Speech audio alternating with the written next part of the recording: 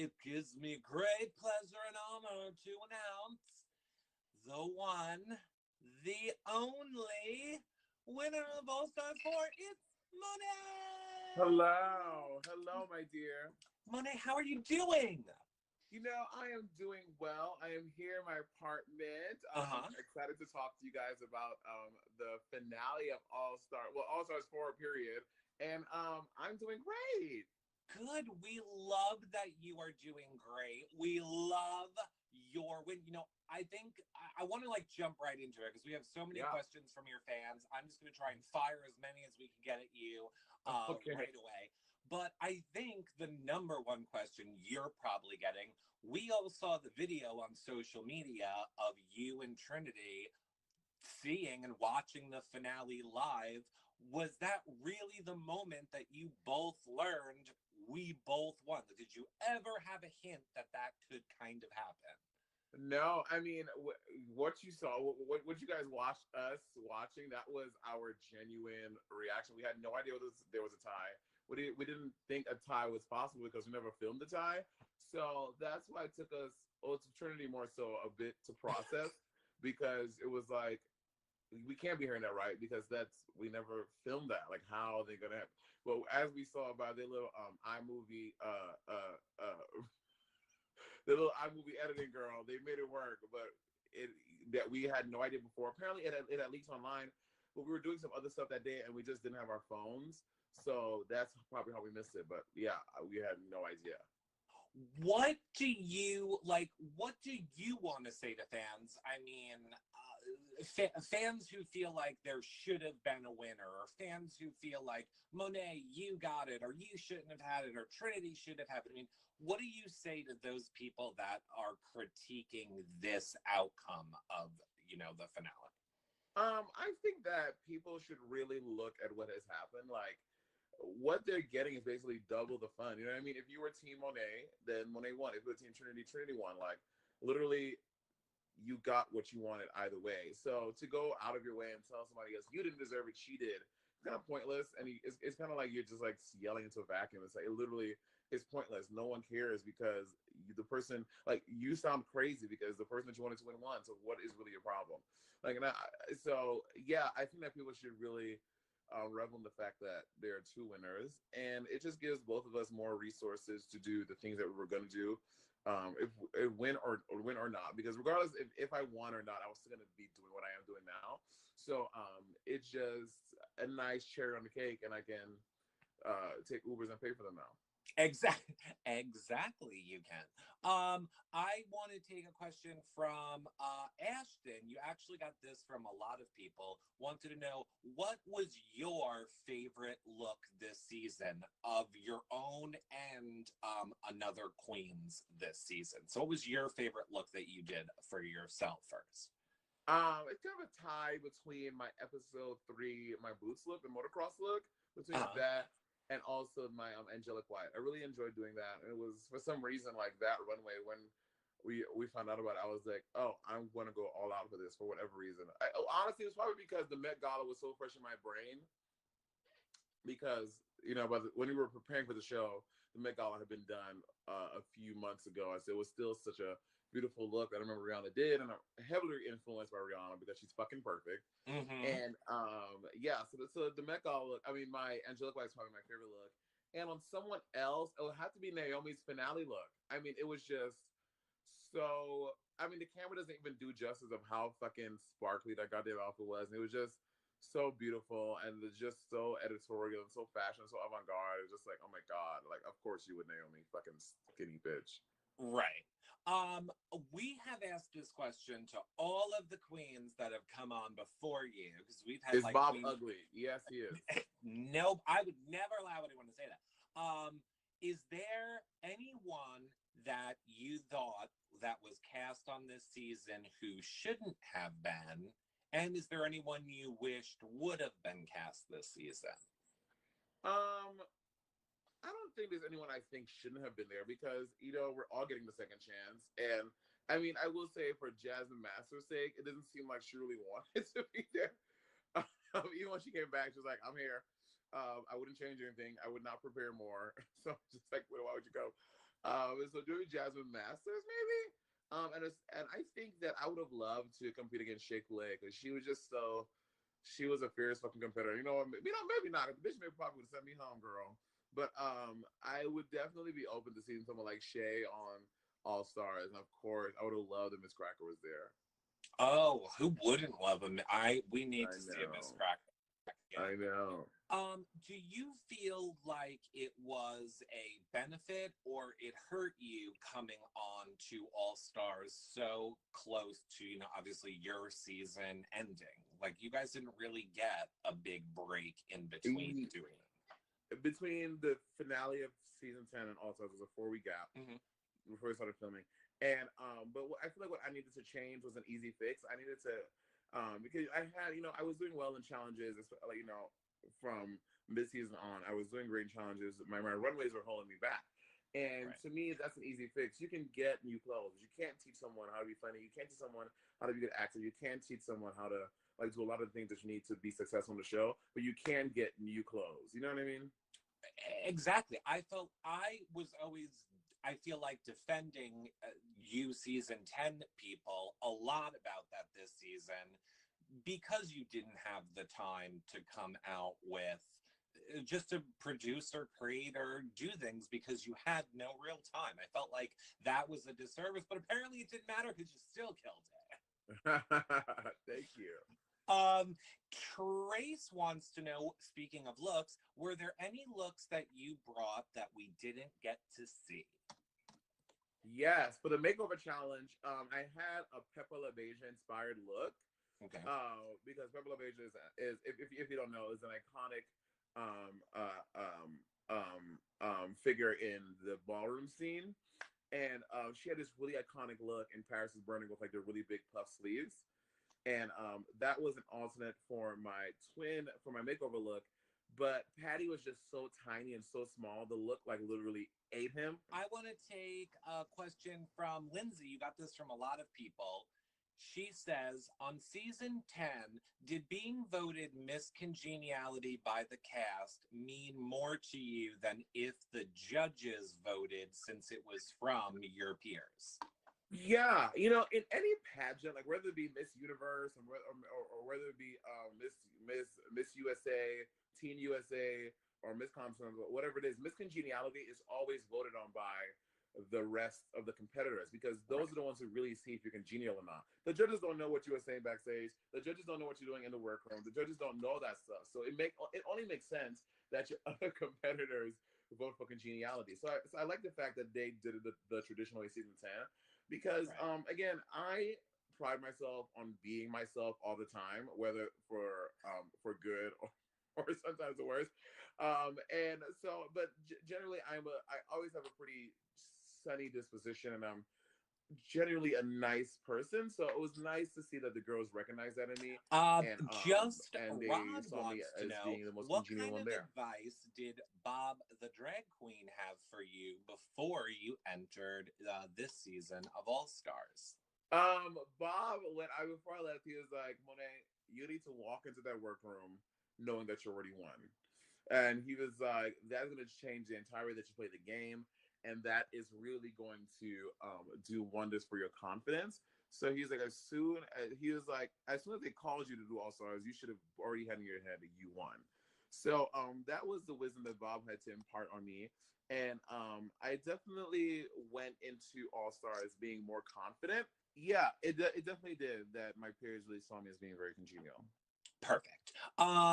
Let me take a question from Jen who wants to know, I love the way that you have embraced the sponge, even having a sponge pin for sale on the website. Did you ever fathom how iconic the sponge dress would turn out to be? I really did it. And here's the thing again, with that challenge, as soon as the challenge started, I was like, what do I see an abundance of that I will have enough to make a garment? And that's why I gravitated to the sponges because I saw that they were like a bajillion of them. So I Mm-hmm. was like, oh, I need to use this thing. I was like, because worst comes to worst, I can just chop it up and make a gown and hot glue them to the gown. So that was my thing in the sponge with the sponge dress. And then going forward, because it got me past the first episode and I realized it got 13 other people past the first episode. But in my mind, I was like, these sponges are lucky. So I was like, I'm gonna keep one in my bra because this is gonna be my lucky token, and that's why I just kept on doing that. And then I do silly things all the time. When I would take it out and like dab with the girls, it was just me being silly. I didn't think that the fans would think it was so funny and latch onto it. I wasn't thinking that way. I was just like, and you have to realize we're like on set for 18 hours. Like we have to, besides being stressed out and like and be on the verge of tears 10 times a day, is like you need to find other things to just bring laughs and just have fun with the rest of the cast. Right. Sefi wants to know, do you feel that your training in opera helped you with your drag or performing in general? Definitely. You know, before I did drag, I performed professionally with Portland Opera. I worked with Portland Opera for a few years, and definitely diving into the realm of classical music and having to stand and deliver an aria in front of a room full of strangers very often, I think definitely helped my stage presence in drag and to just help me to be able to command the presence of a room that I probably would have learned eventually had I been doing drag. But starting out in drag, I started out being a strong performer, and not many people start out performing very strong at first. It's kind of like you take time to get there. But because I had been performing for so long before that, I started performing pretty well, like straight out the gate. Right. You got this question from a ton of people. I'm going to take it from Dan, who wants to know, what does it mean to you to be the first African American All Stars winner?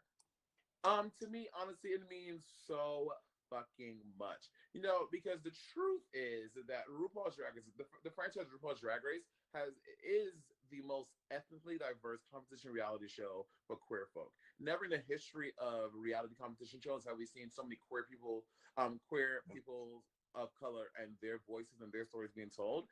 And I think that the franchise has always been very diverse. Like in the regular season, we have many winners who are people of color. You have Raja, you have Bianca, you have Violet, you have Bob, you have BB, you have all these winners who are people of color. But in All Stars, it hasn't been represented as much. And to be the first one in the All Stars Hall of Fame who is Black, and me being very unapologetically Black, that's why in that last episode, I wanted to reference many beautiful things of the African diaspora. That's why I chose a superhero from Wakanda. That's why I chose to wear that African print garment and the hair in the final episode, because I feel so proud of being a person of color, and I wanted to do that as much as possible in the last episode. Be like, I am Black as hell, and I'm gonna fucking win. Yeah, and we loved it, and I think that is why we were rooting for you. I think that's why a lot of people were rooting for you, because I agree with you. The show is so diverse, but you're right. It didn't seem like there was a lot of diversity in the all-star lineup.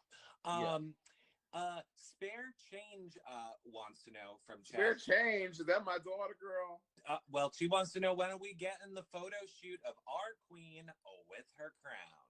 Oh my God. Listen, Bob and I actually were talking about today. We're planning a really ridiculous photo shoot with me and him with our crowns and our scepters. So it's coming very soon. Okay. Lynn wants to know, when you were on season 10, we know that a lot of your family didn't know that you performed as a drag queen. Has that changed? And were they tuning in, watching you each week on All Stars? Oh yeah.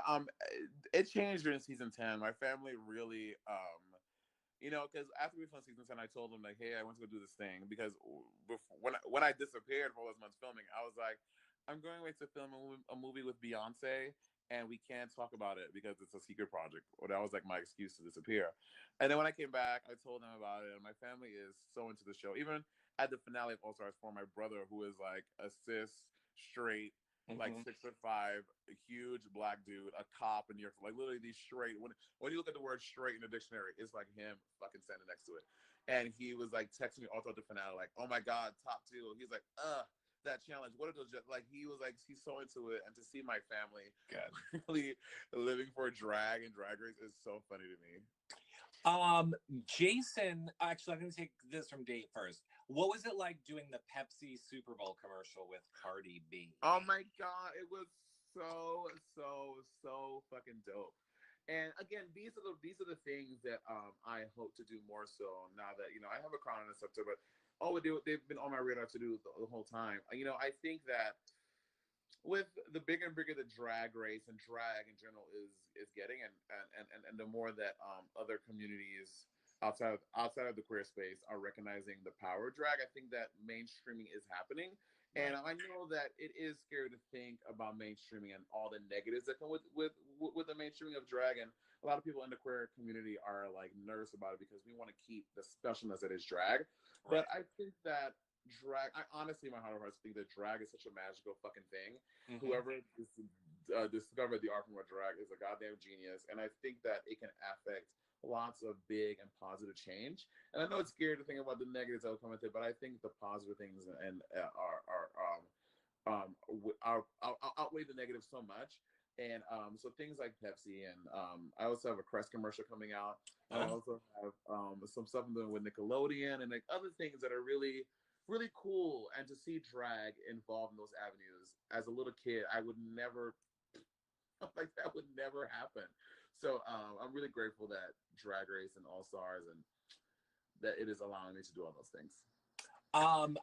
Jason wants to know who is there, if you could pick someone, if you could pick one person to put on the next season of All Stars. Miss Cracker, Miss Cracker, Miss Cracker, Miss Cracker, Miss Cracker. It is Miss Cracker. Okay. Oh, absolutely. I think Cracker's gonna come back and fucking turn it.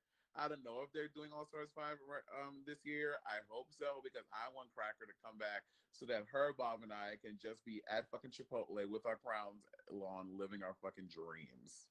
I also love this question. Can I curse on here? I'm just dropping F-bombs. Yeah. Fucking can. If you could implement any like twist or change into a season of Drag Race, what is a twist or a change that you would want to see implemented into the game? I agree. That's a great question, because this formula right now is stale as hell. They need to think of some new shit. I don't know what these writers are doing. They need to get it together. What I think they should take another cue from Top Model. Like in the latest season of Top Model, what they did was they had like a leaderboard, and they like you will get like points for winning a maxi challenge, points for winning a mini challenge, points for your like those points accrue. And I think that should be the thing that sends people home. Like, how are you doing, like point wise, as opposed to being the jury? Because then it's not, because then you're 100% responsible for going home. You know what I mean? Right. I love it. I think that would be really dope. Joanne says, Honey Davenport, your grandmother, is going to be on season 11. What would it mean for you to have her win? Would that complete the drag family circle of winners for you guys? Listen, I'm team anyone New York City. I think that, again, New York City has some of the best drag queens in the world. And if Honey won, I think it would be really dope. And yeah, it would be great to have my drag mother win a crown as well. Like the season after I just won All Stars. That's fucking sick. Now, I also saw that tomorrow, right, is when your EP is debuting? Yes, it is. My EP, Unapologetically. Yes, it is. So let's start there. I want to because we're almost out of time. So first I want to say, what do you want to promote to your fans? Like, where do you want to focus people right now that are your fans that want to support you? I think my music is the number one place that I'm focusing all my energy right now, because, music has always been a passion of mine. And I went to school for opera performance, and I did the opera thing, and then I started doing drag, and I kind of forgot about music a little bit. And now I'm shifting gears and going back into there, because at the end of season 10, I put out Soak It Up, which is a very drag kind of track, very drag music. But now I'm shifting my music into more things that I listen to, like more R&B and soul and and disco and funk, you know what I mean? Because those are the things that's the music I listen to. Like people like SZA, people like her, people like Sylvester, like all those genres of music have inspired me. Right. And that's what this album is for me. The type of music I listen to when I have a cute boy coming over, the type of music I listen to when I'm on the plane, the type of music I listen to at the gym. That's the kind of music I'm doing. And because I think drag queens, I think we are on the cusp of having drag queens being nominated for Grammys, for Billboard Music Awards, drag queens at the Oscars. Like, I think now is the fucking time. And this album are getting such great reviews from Billboard and Rolling Stone and stuff like that. And I'm really, really super proud of it.